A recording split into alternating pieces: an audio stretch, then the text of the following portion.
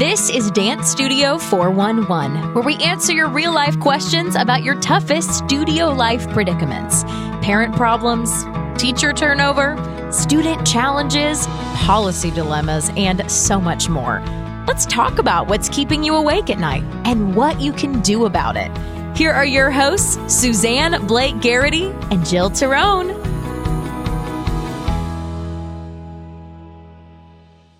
All right. Well, welcome everyone to this episode of our Dance Studio 411 podcast. I'm excited about today's topic with our special guest, Josh Black.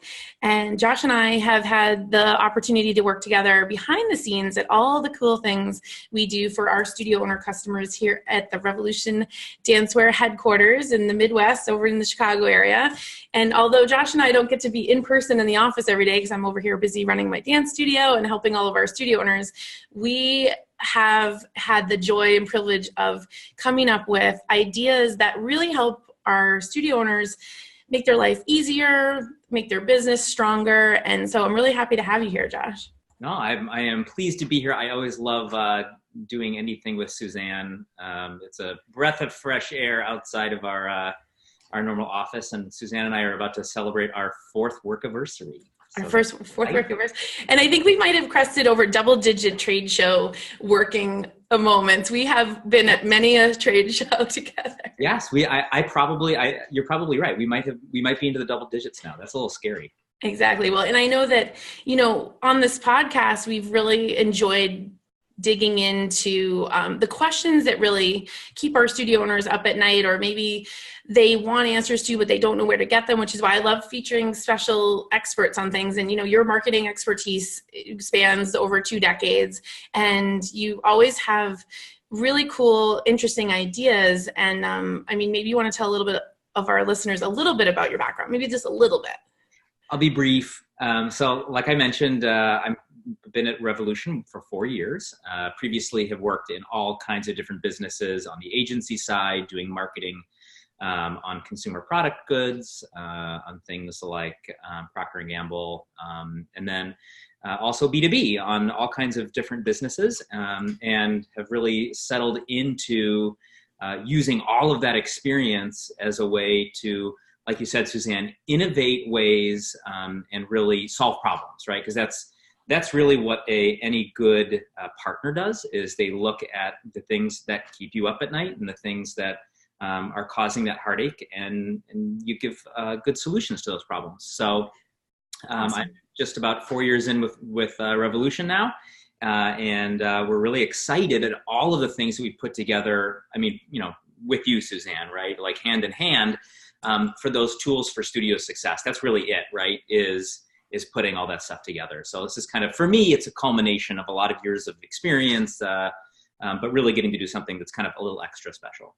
I know, I like it. And so the question we're tackling today is the hidden costs of costuming, which, costuming is such an important part of our life as dance studio owners and teachers, because, whether we're looking for costumes for our competition teams, holiday shows, or spring recitals, we're always in the mode of looking for great ideas. And I think that one of the things, as a dance studio owner, we wish the parents knew what it really took to get that beautiful costume on that dancer. And, it's easy for the parent to be like, oh, $80 for this costume. Oh, they only see it as maybe a garment that we're putting on their kid. But Josh, we've dug into this so many ways. Costuming starts, you have a creative vision, so you have to start selecting. You have to look through the books. You go online, you get ideas. There's selection, and there's time there, and your time is money. It is. It's a lot of time. If you start breaking it down, right, you have, as a studio owner, you have your time, you're coordinating, where you want to make your selections from. Is it, are you with one company? Are you working with multiple companies? How many classes do you have? All those different teachers. So, the upfront work just before you even get started at making that selection and placing your order, let alone sizing your kids and doing all of that and distributing it, and we'll talk about that in a minute. But there is a tremendous amount of upfront sunk cost for the studio owners that I think they studio owners, as you and I've talked to them at the shows, right, at UDMA, I don't think they really take into account how much time that really takes, which is taking them away really from doing what they love, which is running their studio, right? So it really is a little bit of a catch-22, I think. It is. It's like, we love the costuming part is the fun part, right? It can be the most exciting part of our business. It's not fun when we have, costumes that don't fit right, or kids that are, or whatever. There's always the downside of everything. But what we're getting at here today in this podcast is to try to help you guys really get to quantify what it really costs you to do the costuming. And then we have some innovative ways to help you get that time back and also save money, but also make your business a little more productive. Because, it goes back, you have families and you have maybe spouses, and you want to have some time to do other things, especially as we go into the busy time for studio owners for picking costumes and ordering them and doing all the work is the holidays. And, frankly, you deserve a little bit of time for yourself at the holidays. Yeah, I mean, I think it really is, as you just mentioned, kind of that 3-stage approach, right? So how are you saving that time and optimizing how you're selecting costumes? How are you doing a better job at, sorting them and distributing them? But then lastly, what does that give you back as a studio owner to be able to reinvest of yourself in that business, right? So it's not necessarily a dollar for dollar, you're going to look in your bank account and see a significant savings necessarily, like in real time. Right. Although some people who spend a lot of time organizing might, right? Because it's just less hours they're going to have to pay a staff member to assist. But it really is then that investment you get to put back into your business to help get those extra students, to help, plan that extra recital, or, whatever that is that's going to help fuel that longevity of your business. Exactly. I mean, even at my own studio, I look at, wow, what we pay our office manager, who she's in charge of making sure it all comes together. Well, her hourly rate is significant. And we couple that with maybe our assistant office manager. They're both doing together the work of some of this. So let's break down sort of the life cycle of the costs of costuming. So we talked about the selection it can be the fun part, but it's the part we don't monetize as studio owners. But we have to think about that. And then we have to, once we make the selection, we've got to go into these classes and measure the kids. Right. My mom and I always, we talk about there's nothing will take away that you have to still measure a child or a dancer. And you still have to look at those measurements. And even though a girth measurement of 51 might mean something completely different on a tall and thin kid who maybe sizes up at a medium adult versus a kid who needs an extra large child. You have to see the kids, Yeah, and that's why, Suzanne, I mean, you've had other podcasts and other places where you've talked about this, but that's why the sizing kits are so essential, right? Mm-hmm. For anybody who, is listening or watching who doesn't know, right? Using a regular Leo, that doesn't always work. There are different ways that those costumes and the overlays and things are attached to those costumes. And so using a sizing kit really can take some of that guesswork, right? And optimize, if we're going to talk about being efficient, it can really help optimize that sizing portion of this process so that you're having the least amount of kind of like fixes and exchanges and things that are happening really during the time when you don't have time to spend doing that. Right, exactly. Or you'll hear studio owners will say, the parents will say, oh, no, order it up another size. Parents just do not understand how dance shoes should fit. They often don't understand how a costume should fit. So, this episode of this podcast is not meant to say, oh, you should give up your control, because honestly, like there's a cost associated with having the sizing go wrong. Absolutely. We want to increase their effectiveness. So definitely sizing kits help, because that helps that kid on the bubble. Is this an extra large child or is it a small adult? And, we've all been there guessing it. And, how much will this kid grow? I mean, you can't make, I think the big thing, you're not going to get it 100% of the time, but you're going to try to increase your accuracy. So definitely doing the sizing kits along with your measurements are key. And then once you've gotten through all the measures, you do have to take the time to place all the orders. And, traditionally we go online to the vendors and we either place our orders online or call it in. And this is sort of the part where we've decided to try to we are innovating the process. Well, before we even give away that innovation, right? Yeah. Let's jump ahead to what happens after they place the order, right? Mm-hmm. So a studio is placing an order for, let's call it, 5 classes for the sake of this discussion. Those costumes then come in March, right? They're shipped in February, whenever that is. What happens, right? I've talked to multiple studios who rent warehouse space, who go into basements and gymnasiums, and they take all of these boxes on a truck, and they take each costume and they lay them all out. Did they get everything? Where's Sally's? Where's Susie's? Where are the right sizes? Who's getting what? If kids are in multiple classes, then how they're gonna group them by class. Then they're having to take them back to the studio or bring them up from a basement or another room, and they're hanging them on racks. And it can be an inordinate amount of time. I had one discussion at UDMA. They took almost a full week. Yeah. At a larger studio, a full week just to organize and sort their costumes. Right, just to unpack, receive the packing slip, look down the list, and then, of course, the dreaded studio owner nightmare is that you may have missed one costume. Oh, you forgot the kid. You forgot that you ordered 8 and you were supposed to order 9 because you didn't have any class list in front of you, or you thought you did. So, these are the things that, again, the parents don't see it because you're a pro and you make it look easy and you show up and everything looks good. So we know this is all happening. It's happening. So I get it. Yeah. So the value of your time there is huge. So if you think about it, right, so this is now the second time in this process where we've spent quite a bit of time, right, invested in each one of those costumes, right, that we're touching or thinking about or organizing. And so what we did, to your point, Suzanne, is we said, hey, as we partner with our studios, because that really is our commitment, how can we make this better? How can we provide something that can address this specific need, right? And that is where we have now developed and launched Nimbly Direct, which Nimbly Direct is the way that you can maintain the control. You place your wholesale order directly with Nimbly Direct, so don't have to worry about parents ordering or sizing or any of that nonsense, right? If that is something that makes you uncomfortable. And you upload your class list and we do that heavy lifting for you.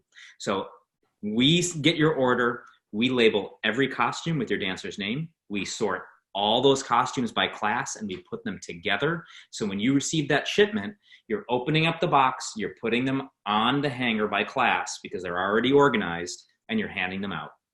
Exactly. In the garment bag with the name. And you can even add tights, can't you?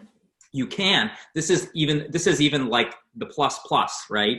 Is you have the ability to quickly add tights, shoes, foundations, anything that you need to complement and supplement for your recital. You can add those by dancer, and you upload your list, right? So that we have those dancer names.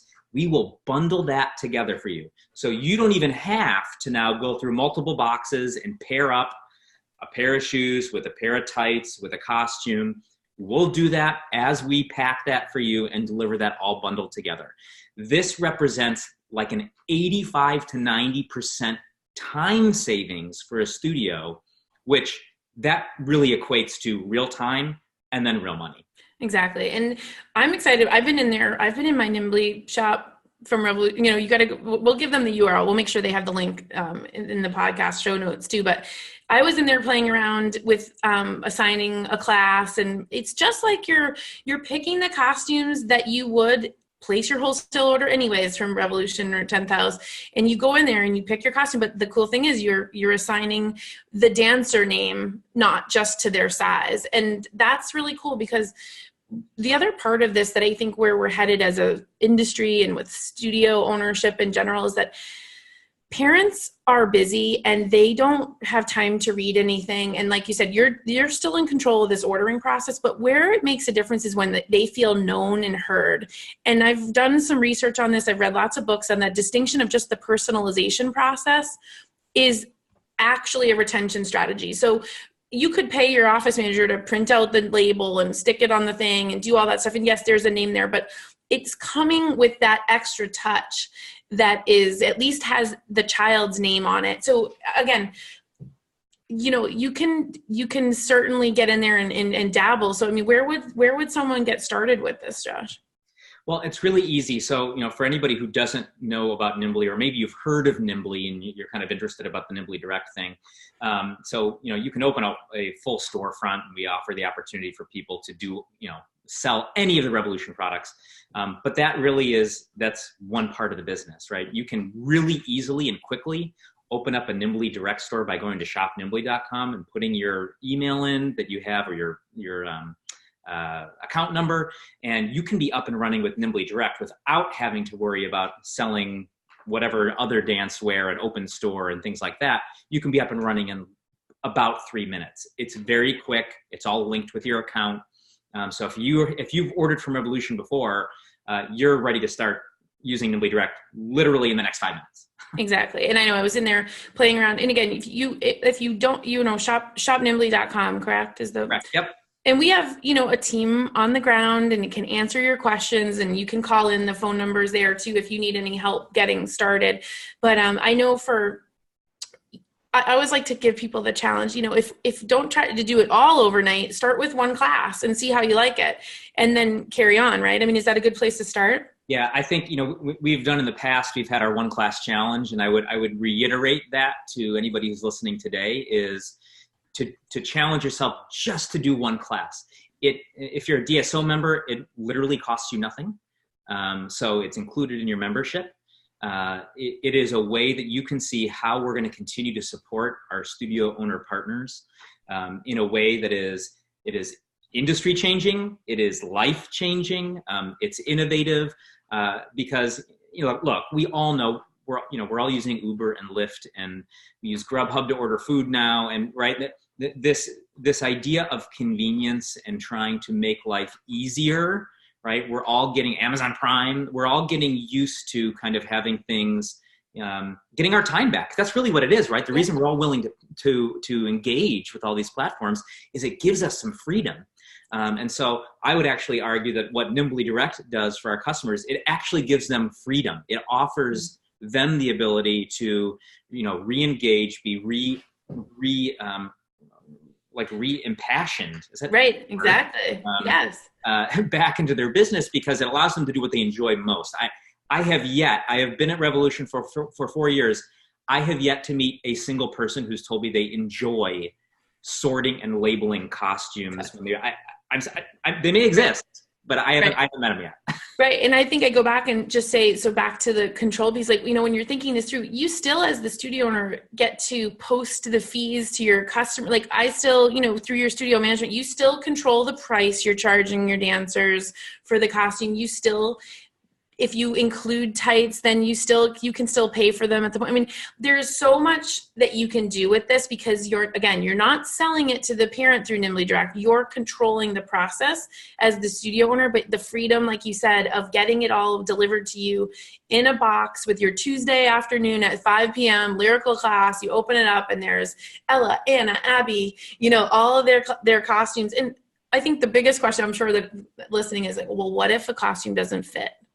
What happens if there's a size issue? Well, as with all of our Nimbly services, right, you get our fantastic customer service with Nimbly Direct, just like you get with Revolution.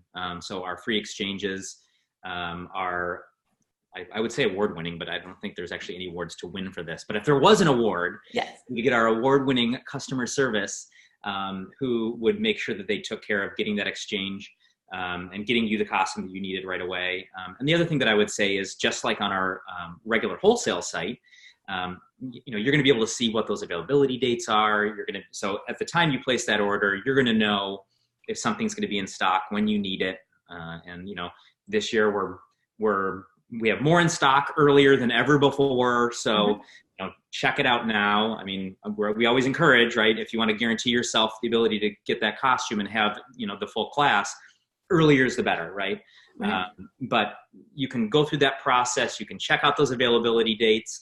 And if something ends up getting delayed for some reason, which is very unusual, we do have individual customer service, Nimbly customer service that would reach out to you and let you know. So I think it is a very straightforward, Suzanne, you were in there. It's really easy to do. It requires a tiny bit more work on the front end when you place your order, because you're giving, you're uploading your class list. Yeah. But that tiny bit of work that you get when you're going to export that from Studio Director or whatever platform you use, or whatever Google Doc sheet that you have those class lists in, you'll upload that right into Nimbly. You'll be able to assign those kids to a costume, auto add tights. So we have a feature in Nimbly Direct that will auto select the size of tights. So if you decided you wanted some convertible tights or some footless tights, when you assign that to a class, if you've already selected the sizes of the costumes, it auto assigns the correct size of tight based on the costume size. So you don't even have to go through and figure out which size tight kids need. Right. And you can edit that size, and you can do all of that. That's you right. can edit the size. Yeah, all of it. And I was playing around with, once I added my dancer names to the class, it's really nice because you can print out the sheet and you have that for reference with the costume that was ordered. Again, like you said, a little bit of work on the front end for the uploading part, but that's actually an exercise in knowing who's getting what costume that's probably valuable to you to have anyways.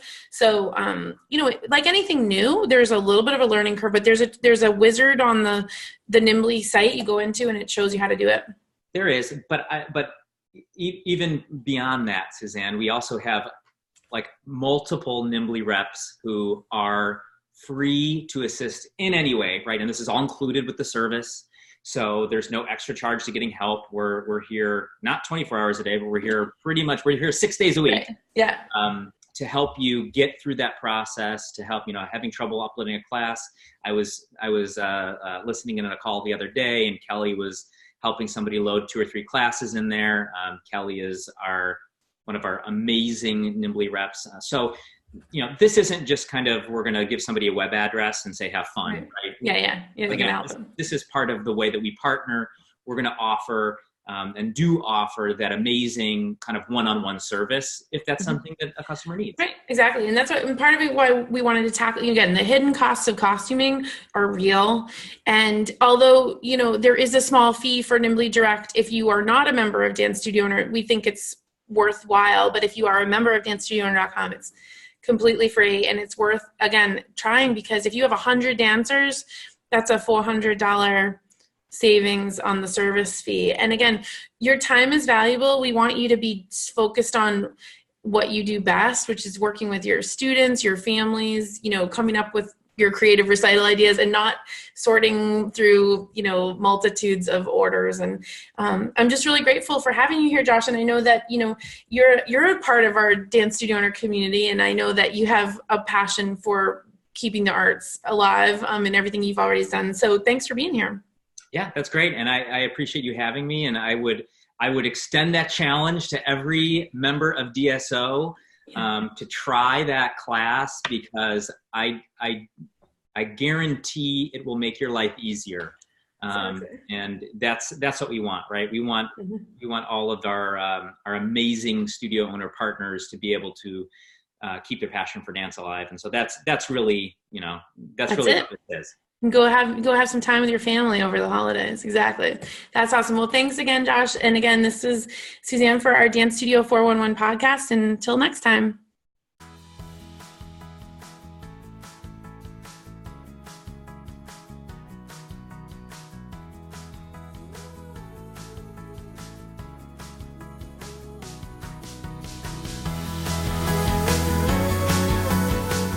Thanks for listening to this episode of Dance Studio 411.